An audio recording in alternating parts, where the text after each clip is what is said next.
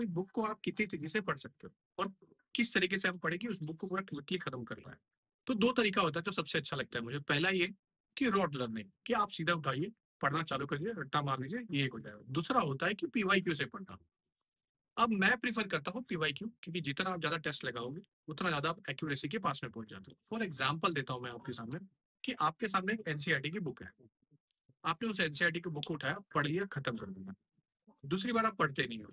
तो अब आपको दूसरी बार फिर से जाके वो एनसीईआरटी की बुक नहीं पढ़नी है। आपको जाना है, पीवाईक्यू सॉल्व करना है। उस पीवाईक्यू के करने के बाद फिर आप आके एनसीईआरटी पढ़िए, तो आप एक अच्छे लेवल पे पढ़ोगे। ठीक है? लेकिन पीवाईक्यू कौन सा सॉल्व करना है? तो सिर्फ़ और सिर्फ़ पिछले 5 साल के क्वेश्चन पेपर को सॉल्व करना है। वो प्री का भी होना चाहिए, वो मेंस का भी होना चाहिए। आप ये दोनों को अच्छे से एनालाइज़ कर लोगे, तो ही आप जाके फिर से कोई बुक को पढ़ोगे। ये एक तरीका होता है। दूसरा तरीका क्या होता है? जब आप कोई भी बुक पढ़ते हो ना, तो उसके इंडेक्स को देखिए। जब आप कोई बुक खोलते हो, तो उसके हेडिंग को, सब हेडिंग को देखिए। फिर जाके क्वेश्चंस को देखिए, फिर आगे बढ़िए। जब एनसीईआरटी पढ़ते हो तो इस तरीके से पढ़िए।